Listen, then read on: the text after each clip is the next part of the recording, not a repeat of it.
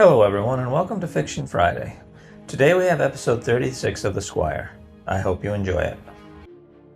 The wards are failing, Michael said. A week had passed since the demon appeared in the throne room. Not long after they freed Talia from the web, the familiar vibration that signaled another sword's destruction ran through Cole's blade. Now only Rayne's and King Jared's swords remained. Cole blinked the sleep from his eyes and tried to focus. He had gotten little sleep the last few days. He mostly sat beside Talia, wishing she'd wake up. "How long do we have?" one general asked. Michael shook his head. "Impossible to say for certain. If Zarin makes a push against them with his full power, he could bring them down any time. Otherwise, I'd say a week at best." Mutters ran around the table. "That isn't enough time," a different general said. Michael held out his hands. "This is the reality of our situation. I can't change it just because you don't like what I tell you." "How fares the king?" the captain of the royal guard asked. Everyone fell silent to listen. Their reaction told Cole everything he needed to know. Despite their skill and experience, these people needed a single strong personality to lead them. Without that, they flailed around without focus. He glanced at Rayne and found her staring at him. She looked away as soon as he caught her eye. They hadn't talked since she found out he loved Talia. Michael looked to the palace healer, who said, "His Majesty is healing, and in time we'll make a full recovery. But that's months, not days away." Everyone fell to arguing again. Cole got up and moved around to sit by Rayne. "You will have to take charge." "Me?" The hysterical edge to her voice did nothing to reassure Cole. "What about your precious Talia?" He clenched his jaw to hold in the retort that came to mind.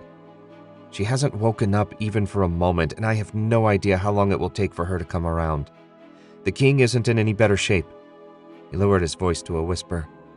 "These are good men, but they're used to having a leader to direct them. That has to be you. I don't have any experience at this sort of thing. How can I lead them? All you need to do is make some decisions so they'll stop arguing. Give them each a task to focus them, and they'll do the rest. You're the only person still conscious with royal blood. There's no one else that can do this." He squeezed her shoulder. "I'll help you, I promise. What do you want me to do?" Rayne took a breath to slow her racing heart. Cole wanted her to take charge, and trembling hands wouldn't do much to help with that. When he finished explaining what he wanted her to do, she realized he was right. The generals would never stop bickering unless someone accepted responsibility for any potential failures and took them off the hook.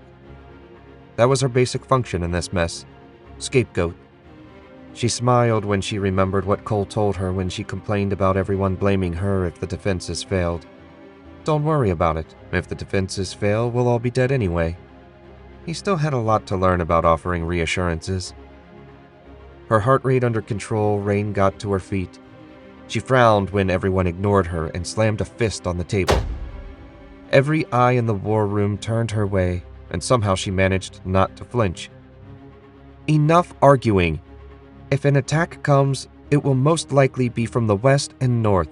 Station the bulk of our forces on those lines with lightcasters to support them. The border forts in the south will hold up any advance from that direction, so be sure they're fully manned and have all the supplies they'll need. The capital will be their ultimate target, so we need to prepare our defenses here and bring in any non-combatants in the area. Everyone get to work." The change to the room stunned her.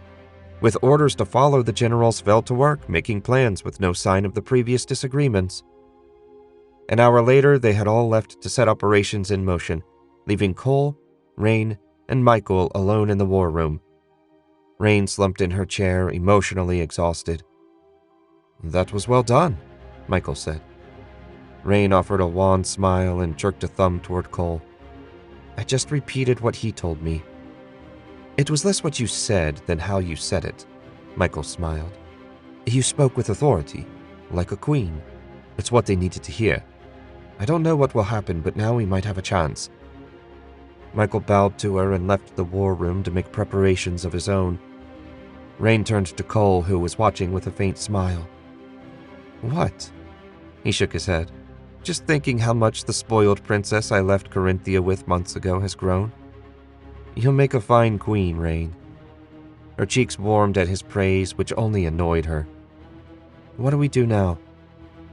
"Now we do the hardest part of any commander's job. We wait." "It seems like I spend a lot of time waiting." She chewed her lip for a moment. "So how did you and Talia get together?" Cole smiled, and the warmth in it made her jealous. "The day we arrived, after you went off with Callion, she found me fuming in one of the gardens. We talked for a while, and it turned out we had some things in common. I don't know. When I'm with her, everything just seems right. Like fate, I guess. We find what time we can when we can. I just hope she wakes up so we can spend a little more time together before the world goes to hell." Rayne couldn't believe it. She'd sent him away. He ended up in Talia's lap, and she ended up almost getting murdered. It wasn't fair. She sighed. One look at him showed how much he loved Talia. After everything he'd done for her, Rayne couldn't begrudge him the happiness he'd found. The war room door opened, and a light caster poked her head in. Cole leapt to his feet.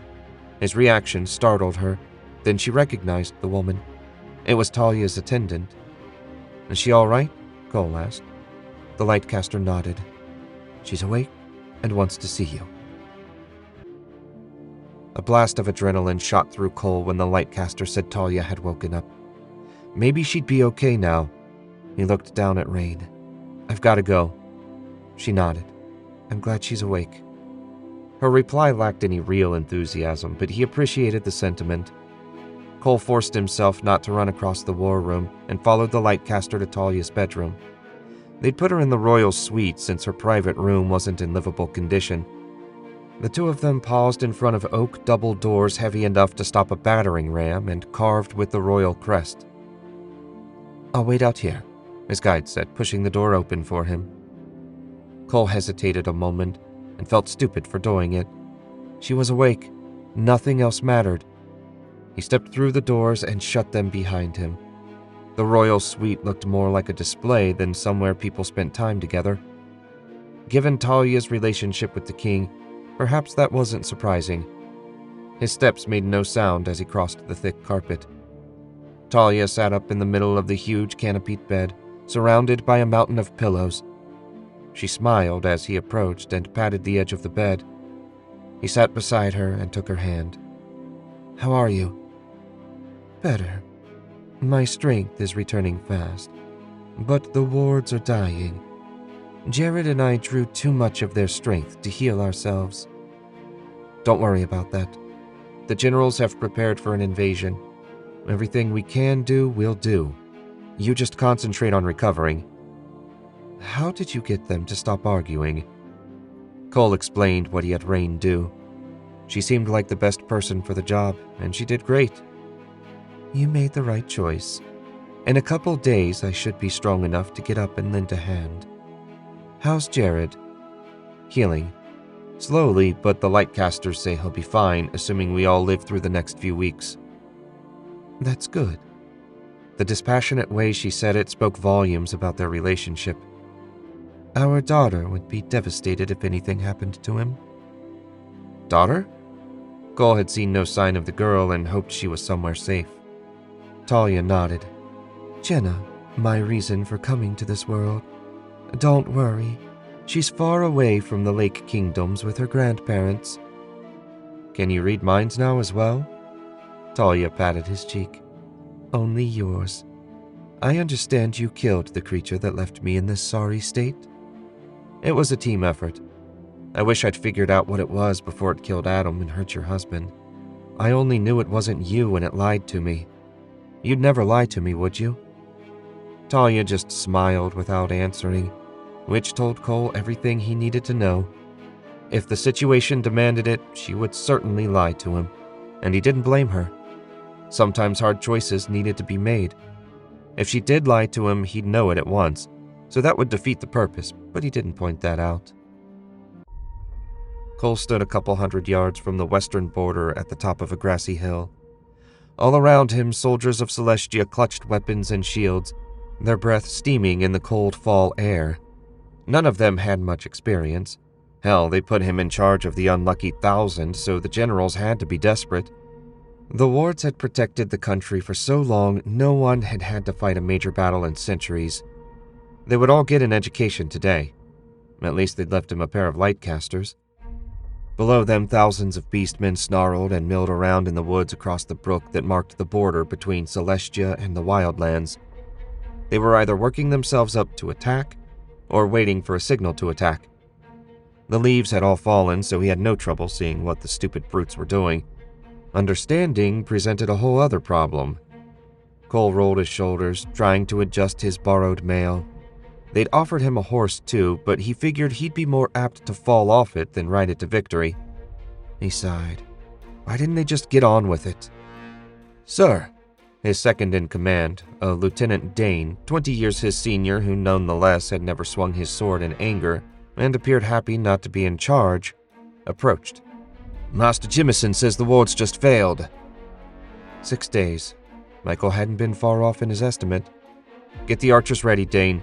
Volley fire when they clear the tree line. Spearmen form a double line in front, swordsmen to the flanks, 2 companies with me in the center. Yes, sir. Sir, what's keeping them from just running around the hill and ignoring us? Not a thing, Dane. If we're lucky, maybe they'll do just that and we can hit them from behind. Unfortunately, I've never seen a beastman willing to run around an enemy standing in front of him. I'll wager you a barrel of ale when they attack, they swarm up the hill with no formation and attempt to overrun us with ferocity and superior numbers. No bet, sir. Still, how can you be so sure? I've been killing beastmen for the better part of a year, and that's the only strategy I've seen them use. Let's hope they don't suddenly get creative on us. I second that, sir. Dane went to spread the word to the platoon sergeants, who soon had the men moving into their assigned positions. After much shuffling and jingling of mail, his formation took shape. Cole looked to the sky, gray and forbidding. If the beastmen didn't attack soon, they might be fighting in the snow. Time to see if the years of study and training amounted to anything. Right, sir? He sent the thought to his dead mentor along with a silent wish that he not fail his memory and these men. A long, echoing howl sent a chill up his spine. How many times had that sound rang out before some horrible monsters tried to kill him? He'd lost track, but if he never heard it again, that would suit him fine. Here they come, one of the spearmen in the front rank shouted. Cole peeked around men's heads, and sure enough, a wave of beastmen, mostly wolves, he thought, charged across the brook toward them, sod ripping beneath their feet and slobber flying. Archers, loose at will! The thrum of 100 long bows made beautiful music in Cole's ears, almost as beautiful as the pained snarls from the beastmen.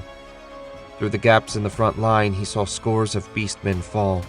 Many pierced 3 or 4 times. If the deaths of their comrades unsettled the rest, they gave no sign, trampling their dead under clawed feet. The archers did their best, but before long the beastmen reached the foot of the hill.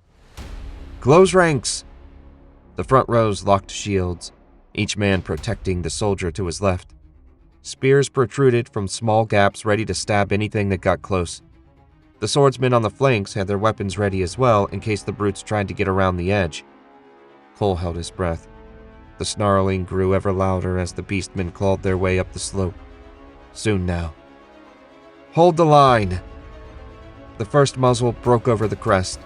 Several men flinched forward, then remembered their training and settled back into formation.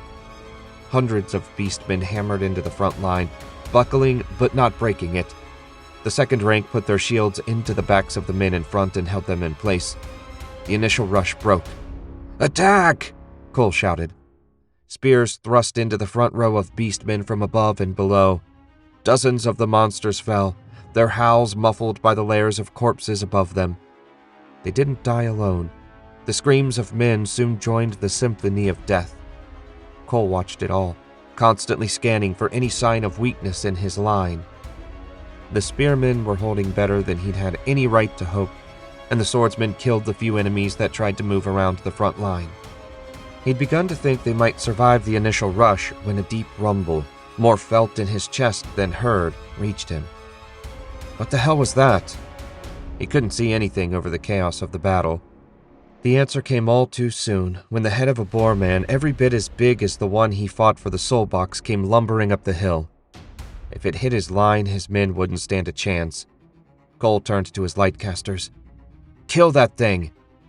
Both men gave him wide-eyed looks of stark terror, but to their credit, they raised their hands and called for beams of light.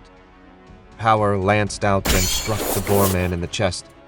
The stench of burning hair reached Cole, followed quickly by a pained squeal. Instead of dying, it got mad and charged faster, raising a club Cole doubted he could lift with both hands. The giant brute reached the rear of his own line and sent beastmen flying in his haste to reach Cole's men. It didn't take the beastmen long to stop fighting and make an aisle for the giant. That was his chance. Cole yanked the royal sword out of his sheath. "Make an opening!" The spearman opened a gap and Cole lunged through it. He had to reach the boarman before it could bring its club to bear. The giant saw him coming and swung at his head. He slid under the blow and popped up without breaking stride. Before it could recover from its attack, he slashed the brute's knee, severing tendons and sending it partway to the ground. It squealed and swung back at him again. This time, Cole leapt over the club, and it passed so close it grazed the bottom of his boot. As he came down, he used his momentum to add power to an overhead slash that severed his opponent's right arm at the elbow. Blood gushed and Cole grinned. He loved his new sword.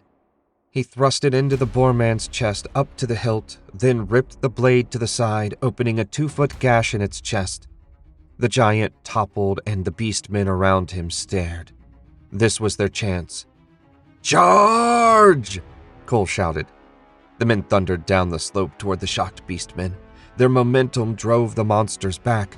Cole swung left and right, every blow seeming to kill or maim. In seconds, the beastmen broke and fled back toward their side of the brook. His men pursued, and that wouldn't do. "Hold!